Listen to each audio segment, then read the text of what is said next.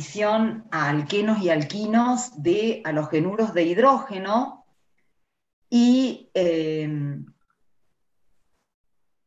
donde también explicamos que un alqueno es mucho más reactivo que un alquino frente a la adición electrofílica.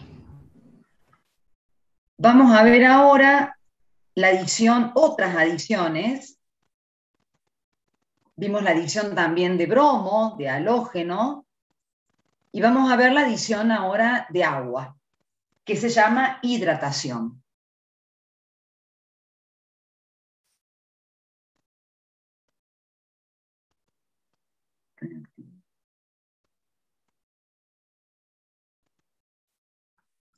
Bueno, si yo coloco, por ejemplo, si coloco el alqueno con el agua, no hay reacción, porque el protón del agua, o el agua no es suficientemente ácida como para que el protón del agua actúe como electrófilo. Entonces debo sí o sí colocarle un catalizador, que en este caso es el sulfúrico, que es el más común que se usa, diluido, que es el que va a actuar de agente electrofílico. Como el alqueno, en este caso el propeno, es asimétrico, va a cumplir con la regla de Markovnikov. ¿Qué decía la regla de Markovnikov? Que el protón del agente electrofílico, que en este caso es el protón del sulfúrico, se adiciona al carbono con más hidrógenos o menos sustituido para formar el carbocatión más estable. Y luego, entonces, en este caso, nuestro nucleófilo es el oxígeno del agua. La formación del carbocatión es la etapa lenta, estas adiciones se llevan a cabo a 50 grados Celsius, y una vez que pasamos la etapa lenta con la formación del carbocatión, el oxígeno del agua ataca para formar el alcohol protonado y luego libera el protón para restablecer el catalizador y me forma el alcohol. En este caso, el 2-propanol.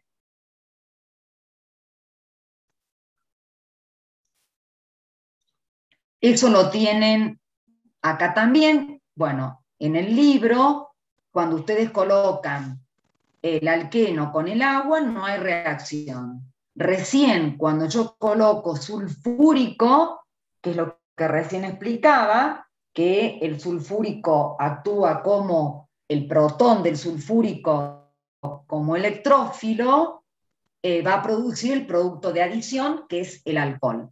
Una cosa, esta reacción es una reacción reversible, porque nosotros vimos que a partir de un alcohol, por deshidratación, podíamos tener un alqueno. Pero la reacción tal cual está escrita, alqueno más agua que da alcohol, se lleva a cabo a 50 grados Celsius. En cambio, para deshidratar y usamos sulfúrico diluido. En cambio, para deshidratar ese alcohol secundario, yo tengo que colocar, acuérdense que utilizábamos un sulfúrico de 62% de concentración y 95 grados Celsius. O sea, acá es muy difícil que en las condiciones de reacción que estamos usando haya una reversibilidad. En cambio, en la deshidratación de alcoholes, ya como la reacción es reversible para obtener el alqueno, ahí sí conviene ir separando el alqueno o ir separando el agua. Bueno, acá es la misma reacción que veíamos recién. Este R puede ser una cadena alquílica no ramificada, ramificada, aromática, y entonces utilizo sulfúrico diluido que se va a adicionar al carbono con más hidrógenos o menos sustituido, para formar el protón, que es el del sulfúrico. Se va a adicionar a este carbono que tiene más hidrógenos y menos sustituyentes para formar el carbocatión más estable. ahí sería un carbocatión secundario, porque está unido al carbono y a la cadena R, ¿no? Luego que se formó ese carbocatión, siguiendo Markovnikov, ataca el oxígeno del agua, que es el nucleófilo, forma el alcohol protonado, y luego se libera el protón al medio para volver a generar el catalizador, porque el catalizador nos presta el protón, pero después tenemos que devolverlo, y nos queda el alcohol, en este caso un alcohol secundario.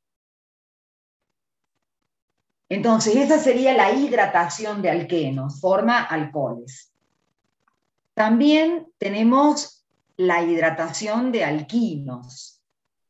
La hidratación de alquinos forma aldehídos o forma cetonas dependiendo del alquino que sea mi materia prima.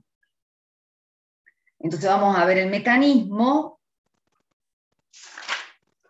Es hidratación de alquinos.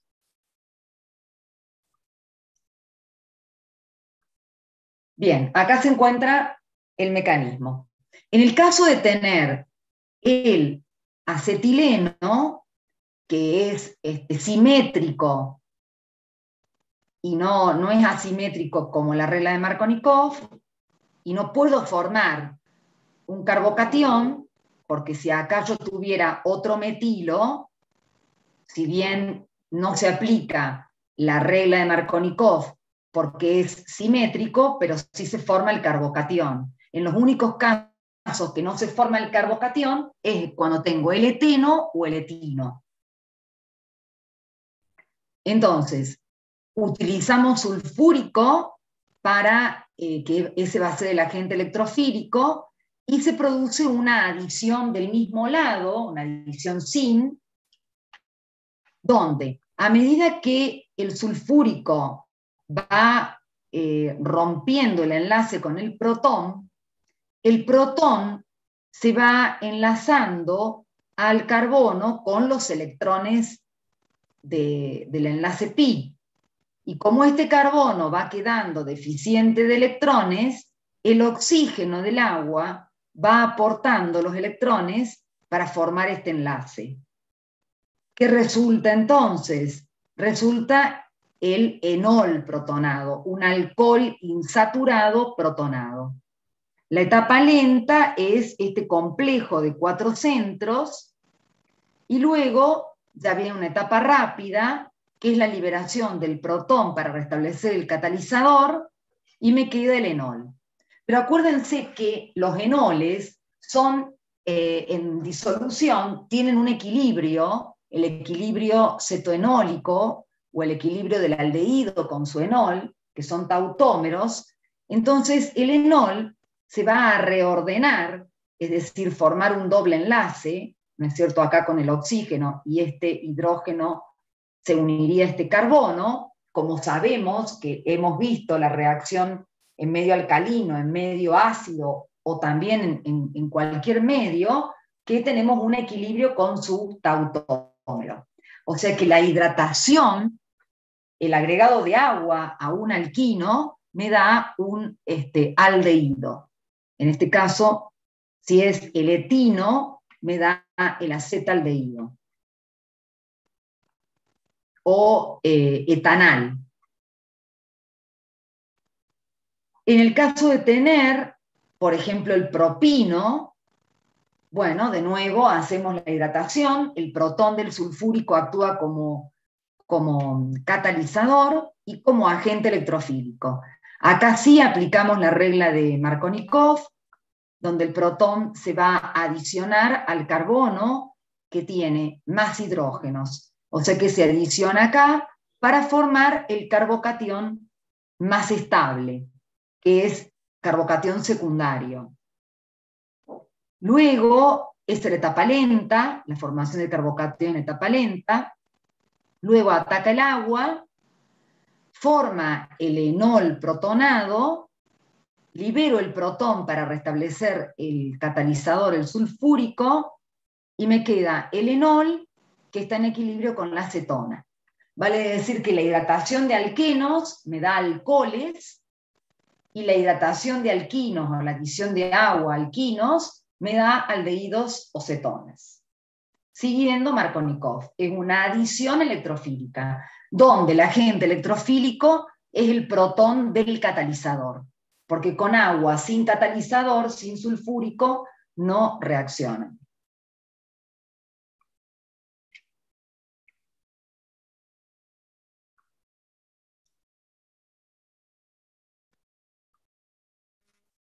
Bien, acá Profe, tenemos, sí, con un exceso se tendría un alcohol.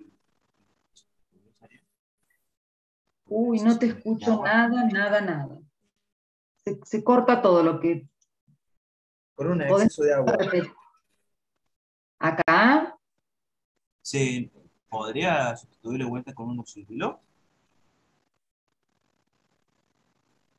acá el enol, Claro, eh, no, porque fíjate, suponete que lo haga y que, imaginémoslo, lástima que no tengo el pizarrón, pero imaginemos que lo hacemos, ¿sí? Entonces, tenemos sulfúrico, ¿dónde iría el protón del sulfúrico? Acá, ¿me siguen? Y se formaría acá el carbocatión, porque aparte de ser secundario, el oxígeno le puede dar los electrones y haber una resonancia formando el ionosonio. Y luego va a ir el agua, va a venir el agua, el oxígeno, y va a atacar acá. Y me va a dar un gendiol, porque después va a liberar el protón. Ataca el oxígeno, queda el oxígeno protonado, libera el protón para restablecer el sulfúrico y forma el gendiol. El gendiol no es un producto estable termodinámicamente. Se reordena a cetona.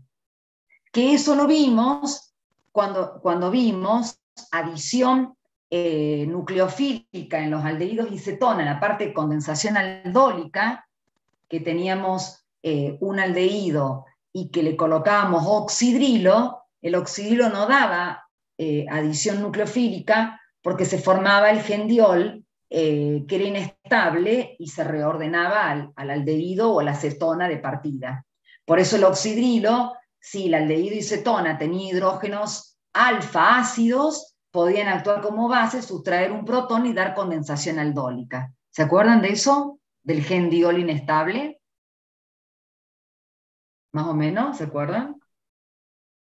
sí, sí.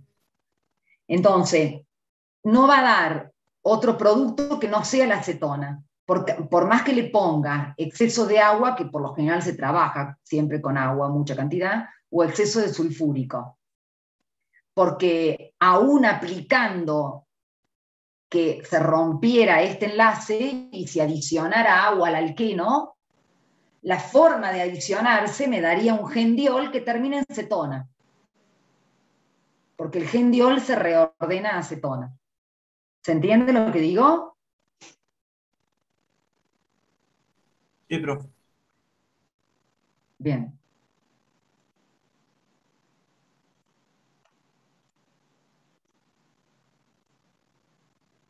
Está muy buena la pregunta, pero ven que siempre es este el producto final. Bien, ahora vamos a ver distintas adiciones, por ejemplo, con el ácido hipobromoso. Fíjense que el ácido hipobromoso tiene una característica, que hay una diferencia de electronegatividad entre el oxígeno y el bromo, es decir, el oxígeno es más electronegativo que el bromo, y este ácido no es tan ácido como para liberar protones. Entonces, acá el agente electrofílico es el catión bromonio. Acá ya hemos visto en la adición de halogenuros de hidrógeno el protón en el agente electrofílico. En la hidratación, adición de agua, el protón del sulfúrico del agente electrofílico. Cuando veíamos halogenación, que era con bromo, el catión bromonio era el agente electrofílico. Y acá, en hipobromoso, el catión bromonio es el agente electrofílico. Entonces, como el propeno es asimétrico, el catión bromonio va a producir la adición siguiendo la regla de Markovnikov, donde se va a adicionar al carbono que tiene más hidrógenos o menos sustituyentes para formar el carbocatión más estable. Pero acá se presenta lo mismo que veíamos en la halogenación, en bromación, que como este carbocatión estaba cerca de un bromo que tiene electrones para ceder, los electrones del bromo podían formar un enlace con el carbono y quedar la carga positiva en el bromo, es decir, formando este ion alonio cíclico o ion bromonio cíclico. Es decir, acá se veía la resonancia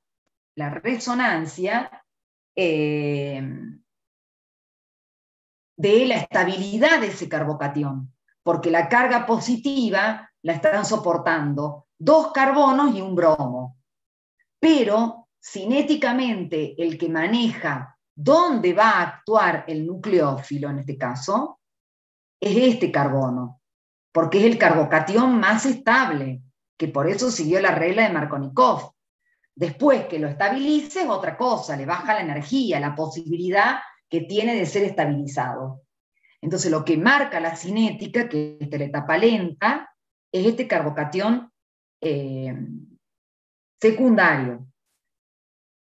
¿Y por dónde va a atacar el oxidrilo? Por el lado opuesto, porque el ion alonio cíclico me está indicando por dónde. O sea que esta sería una adición anti, como lo es la halogenación o bromación del alqueno que vimos la clase pasada. Es una adición anti.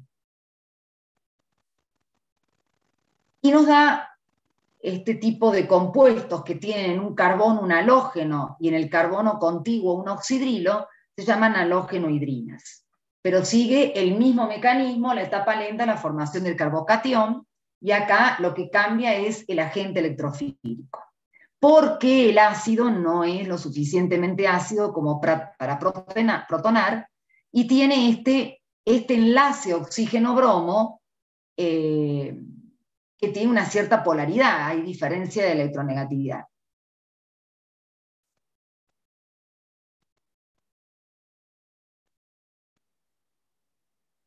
Todo esto que está aquí escrito son todo lo que yo les digo para que ustedes cuando lo lean vayan como leyendo la reacción, ¿no? Que no lo tienen que escribir cuando tengan que hacer el examen.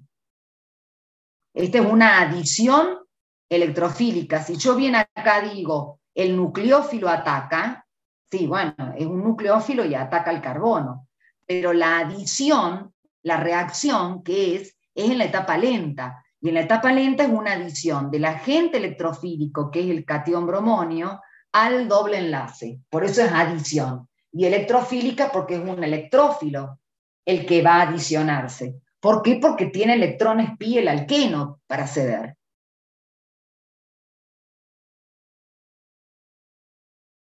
Bueno, acá tenemos una adición con ácido sulfúrico.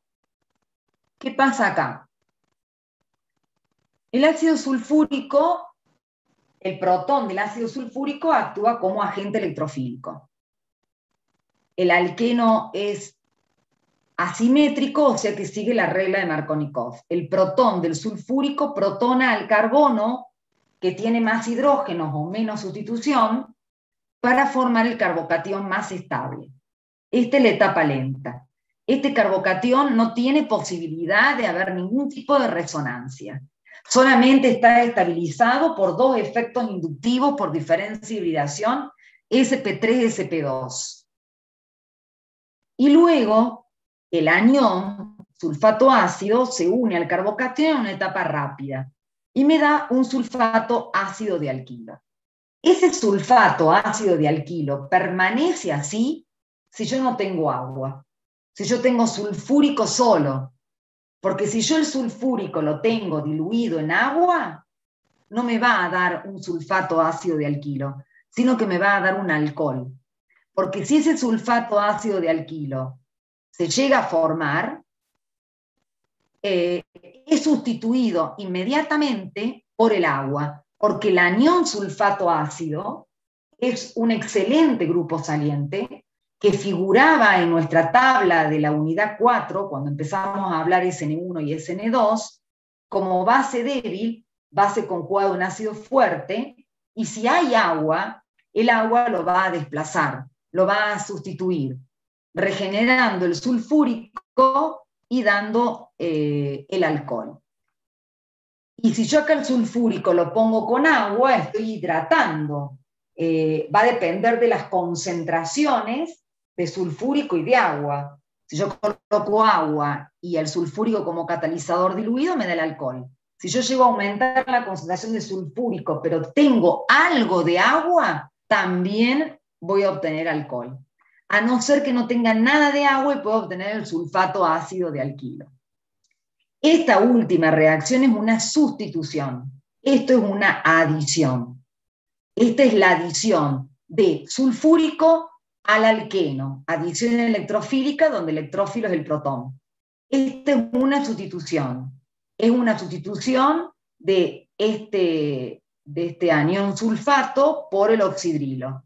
Es una SN1 porque yo tengo un sulfato de alquilo donde el carbono es secundario, agua, o sea, tengo mi nucleófilo siendo el solvente, porque las SN1 son reacciones de solvólisis, y acá el mecanismo es completamente distinto. Se produce la ruptura heterolítica carbono-oxígeno, se forma el carbocatión, etapa lenta de la reacción de SN1, el agua estabiliza el carbocatión, ataca el oxígeno a ese carbono, queda el alcohol protonado, libera el protón y forma el agua. Esta reacción la hemos visto, en lugar de tener esto, con cloro o con bromo.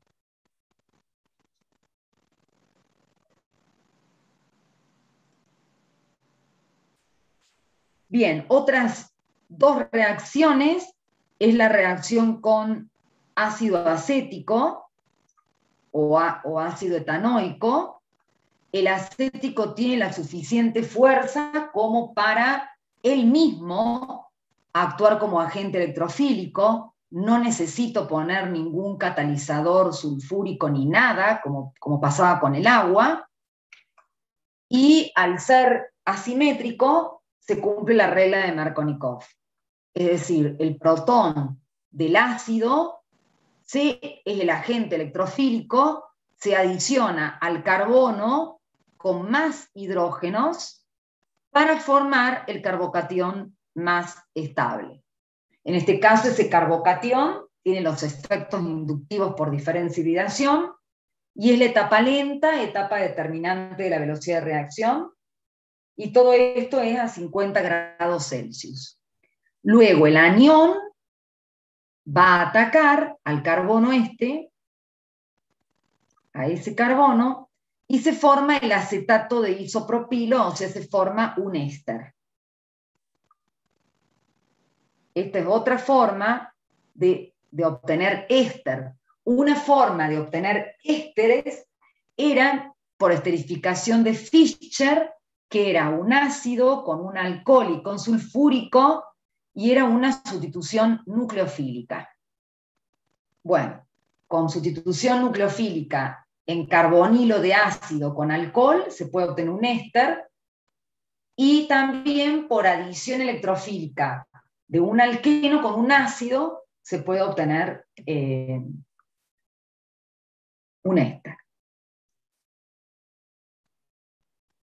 Bueno, acá hay otro ácido que evidentemente, si yo comparo la fuerza ácida, se consideran ácidos de Bronsted, si comparo la fuerza ácida de quién libera más protón, el trifluoracético, tiene 3 efectos inductivos ejercidos por el flúor sobre este carbono por diferencia de electronegatividad. O sea que ese carbono tiene una densidad de carga positiva importante, porque los 3 flúor le están sacando electrones al carbono por diferencia de electronegatividad.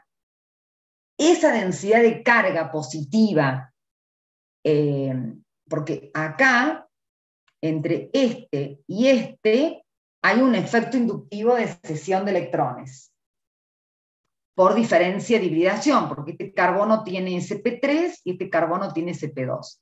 Lo mismo que acá, este carbono tiene sp3 y este carbono tiene sp2. Ahí también hay un efecto de cesión de electrones al carbono del carbonilo por diferencia de hibridación. Pero ¿cuál va a ser el menor efecto? Este tiene menor efecto porque este carbono es positivo.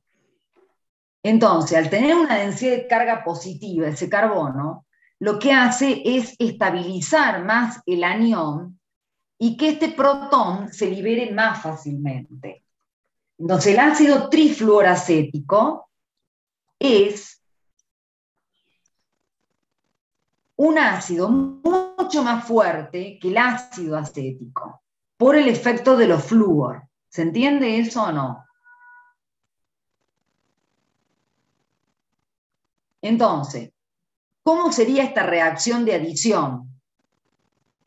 De nuevo, el ácido trifluoracético actúa, el protón del ácido trifluoracético actúa como agente electrofílico, se adiciona al carbono que tiene más hidrógenos, según la ley de Markovnikov, para formar el carbocatión más estable. Y luego ataca el anión a este carbono, que es este, ¿sí? Este carbono es este, y ataca el anión formando un éster, el trifluoracetato de isopropila. La pregunta que yo les puedo decir es, les puedo hacer, ¿cuál de estas reacciones es más rápida?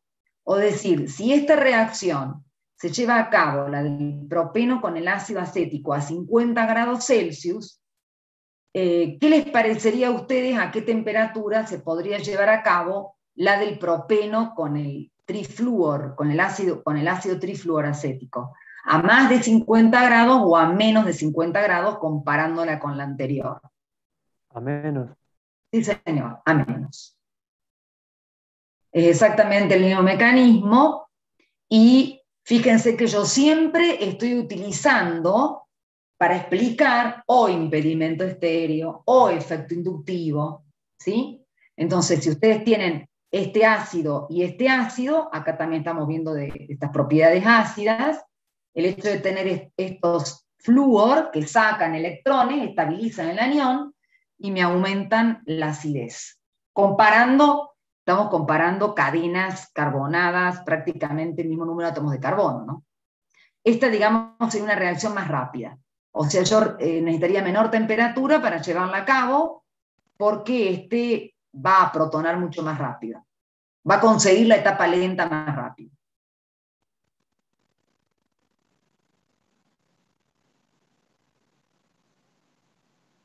Pero que una consulta. Sí. ¿Todas las reacciones de adiciones de hidratación son reversibles? La hidratación sí. Esta acá, imagínate, esta acá, que vos tenés que obtener el alqueno, este éster, no, esta no. La hidratación, lo que pasa es que la hidratación, acá está, bueno, esta acá, esta sí es reversible. Fíjate que yo puedo eliminar porque tengo un buen grupo saliente, ¿no? El anión sulfato, y obtener este alcohol. Y el alcohol yo lo puedo deshidratar, pero tengo que trabajar a 95 grados para que sea reversible, ¿no? Porque para obtener la eliminación, ir de un sigma a un pi, necesito aumentar la concentración de sulfúrico y aumentar la temperatura, porque una adición a un alqueno son 50 grados, pero para deshidratar un alcohol necesito 90, 95 o 180 grados Celsius dependiendo del alcohol. O sea que acá no te impide nada obtener el alcohol. Porque si vos trabajás a 50 grados, 60 grados, no vas a tener problema de que la reacción se te dé vuelta. Si al revés, si vos estás con un alcohol y lo querés deshidratar a un alqueno, hay que tener cuidado e ir separando el agua y separando el alqueno porque se te puede dar vuelta la reacción. ¿Se entiende? Este es muy difícil porque el éster acá, es difícil del éster obtener el alqueno. No es reversible. ¿Se entiende? Las otras que vimos, esta tampoco. O sea, es muy difícil eliminar ese oxidilo y ese bromo para que obtenga un alqueno.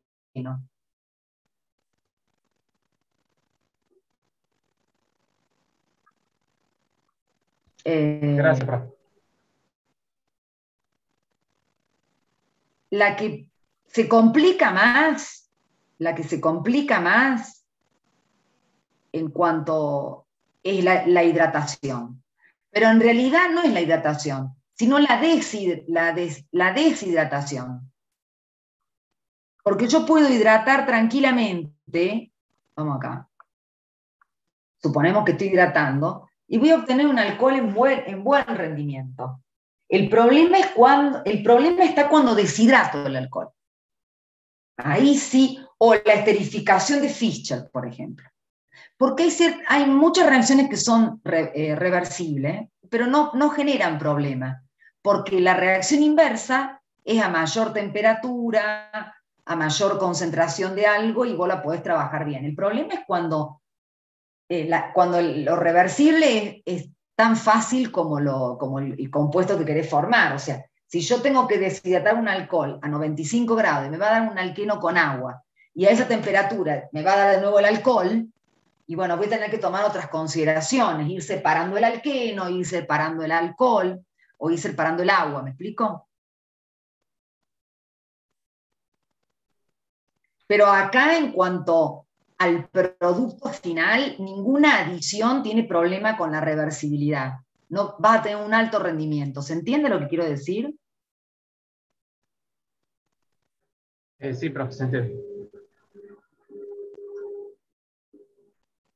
Porque la esterificación, esta esterificación de Fischer, que es tan famosa la reacción y que puedo obtener a partir de un ácido acético con un alcohol con sulfúrico y me da un éster más agua, es complicada, porque el éster con el agua puede dar ácido y alcohol, y casi en la misma temperatura. Entonces ahí se empieza a complicar una reacción.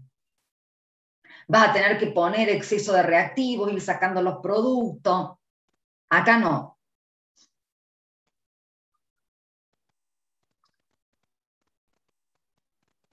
Bien, hay otra reacción que es la adición de hidruro de boro. Fíjense que hasta ahora las reacciones que hemos visto son cuando usamos protón como agente electrofílico. ¿Dónde lo vimos al protón como agente electrofílico? Siguiendo Markovnikov.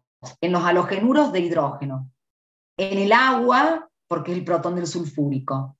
En el ácido acético. Y en el ácido trifluoracético. Esos son los 3 ejemplos, 4 ejemplos con el protón como agente electrofílico.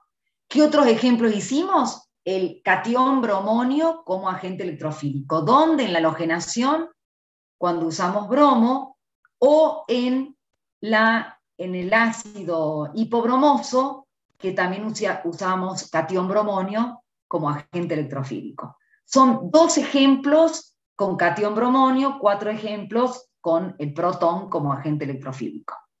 Esas son las reacciones.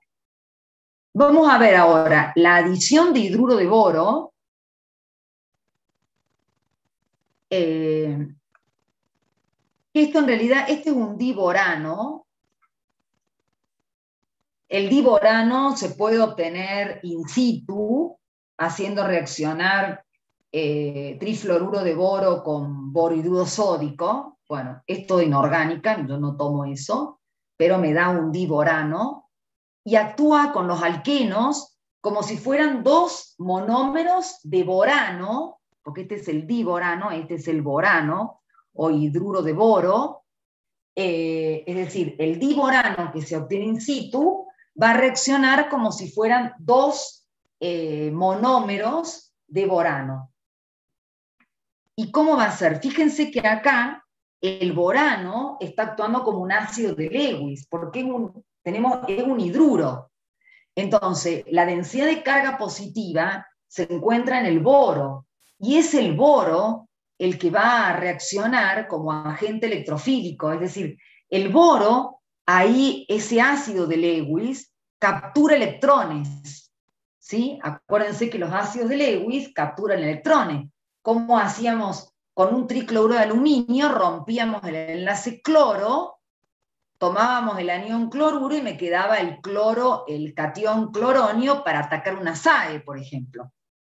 Entonces, el ácido de Lewis va a tomar electrones, y los electrones que va a tomar son los del doble enlace. Entonces, no se forma carbocatión y el boro se va adicionando. Está la regla de Markovnikov está internamente ahí, porque el boro se va adicionando al carbono menos impedido, con más hidrógenos, y el hidrógeno se va adicionando a este carbono, al carbono del medio. Entonces, se va formando el enlace boro-carbono, se va rompiendo el enlace hidrógeno-boro, se va rompiendo el doble enlace, porque lo está rompiendo el boro es el que rompe el doble enlace, porque toma los electrones, entonces el ion hidruro le da los electrones al carbono que quedó deficiente. Se forma un complejo de 4 centros, que es el intermediario, pero fíjense que el producto es un trialquilborano, si la cadena carbonada es corta. Quiere decir que si yo tengo un alqueno ramificado o con cadena carbonada larga, solamente me entra un boro y me da un monoborano, que significa que acá tendría un hidrógeno y acá otro hidrógeno, como está acá. Si la cadena lo permite y no hay tanto impedimento estérico, puedo obtener un diborano, un dialquilborano, y en este caso, que no tiene impedimento y que es corta la cadena, tengo un trialquilborano. Pero la forma de adición es una adición sin, donde el boro siempre se va a enganchar al carbono que tenga menos impedimento, y una vez que está acá el boro, puede atacar, digamos, a otro alqueno y formar el dialquilborano o el trialquilborano, o quedar en monoalquilborano. Este tipo de trialquilborano no se aíslan, sino que se les agrega, por ejemplo, peróxido, y se los oxida a alcoholes. O sea, es una fuente para obtener alcoholes. Y ácido bórico, que no interesa. Pero en realidad los trialquilboranos se los oxida a alcoholes. Entonces, este sería el complejo de 4 centros que se forma y que lo hemos visto, o sea, solamente en 3 casos. En el etino, en el eteno, cuando estamos adicionando lo que sea, y en este caso, cuando a pesar de que tenemos un alqueno como para aplicar Markovnikov, es el único caso donde no se aplica Markovnikov por cómo actúa el boro.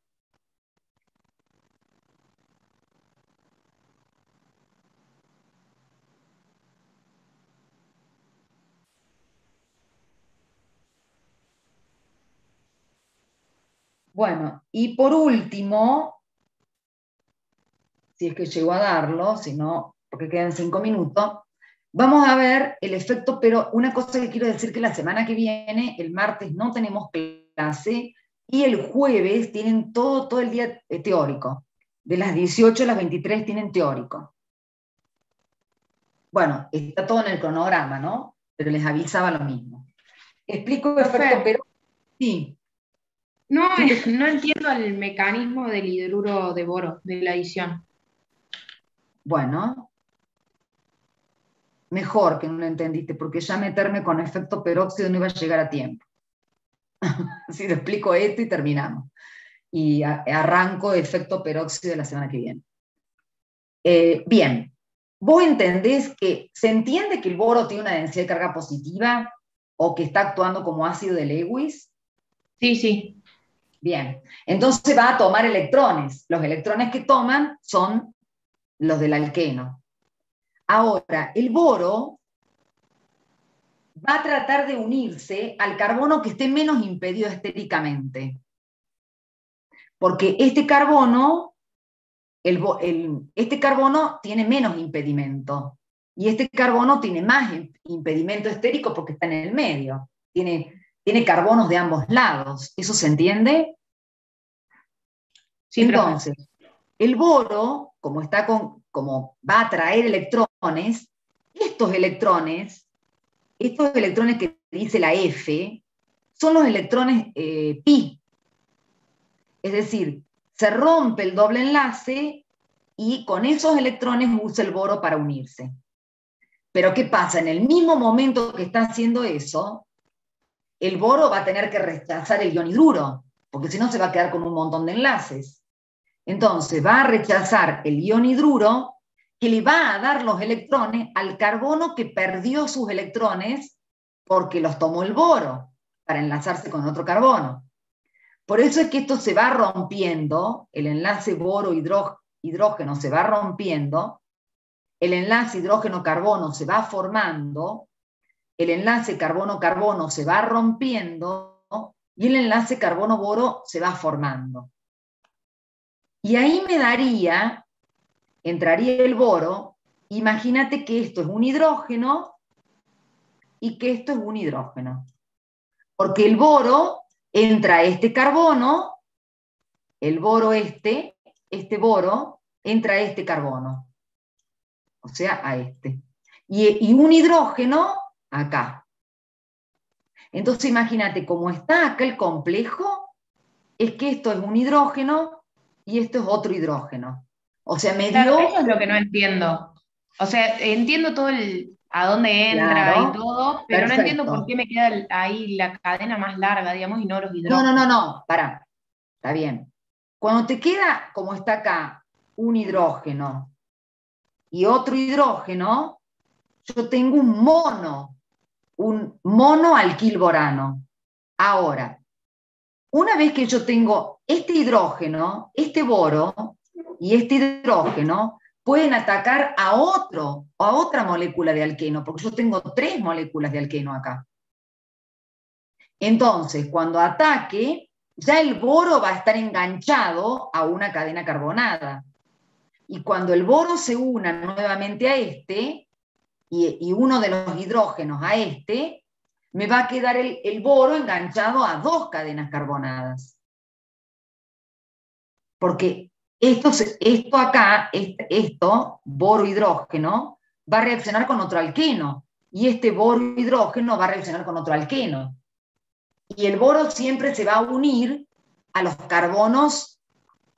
O sea, imagínate que hay 3 alquenos donde el carbono de estos 3 alquenos se unieron al boro. ¿Se entiende o no? Y los 3 hidrógenos del boro se unieron a los 3 carbonos internos de cada uno de los alquenos. Sí, ahora sí entendí. ¿Se entiende? Lo que pasa es que acá está el mecanismo para obtener un monoalquilborano. Pero todavía el boro tiene 2 enlaces con hidrógeno, entonces el boro, que ya está enganchado a una cadena carbonada, se une a este carbono y este hidrógeno se une acá y se va a enganchar a 2, porque por cada borano o por cada hidruro de boro yo tengo por cada hidruro de boro tengo enlazar a 3, o sea, estos tres hidrógenos, esos 3 hidrógenos se adicionaron uno en cada uno de estos carbonos de los propenos. Y el boro se unió a todos los carbonos terminales, ¿se entiende? ¿O hice lío? Sí. No, sí, ahora se entendió mucho mejor. Claro, lo que pasa es que esto está explicado nada más que si este no fuera un hidrógeno y este no fuera un hidrógeno. O sea, como si fueran, porque el producto final es el trialquilborano. Entonces, esto está hecho con un solo alqueno. ¿Sí? Sí, capaz que Sí, está lo que medio pasa es que confuso. el 3 de las 3 moléculas, digamos, entendía como que era del metil, ese que está ahí, y ahora entiendo que es de toda la molécula, o sea, como que son 3 moléculas. Eso como que lo que Ah, me no, confundía. claro. Son 3. 1, 2 y 3.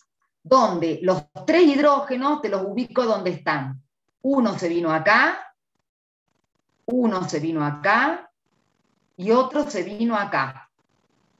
Y el boro se unió a este carbono, a este carbono, a este carbono y a este carbono, porque el boro tiene que unirse a 3 cosas. ¿Me explico? Porque el boro en su estabilidad tiene que estar unido a 3, tiene que tener 3 enlaces. Pero siempre y cuando se lo permite el impedimento estérico de la molécula. Porque si esto está muy impedido, el boro no va a entrar, le va a costar entrar. Entonces capaz que te quede y solamente reaccione con un alqueno. Y te quede este como hidrógeno, como está acá, y este como hidrógeno. ¿Se entiende? Que sería un monoalquilborano.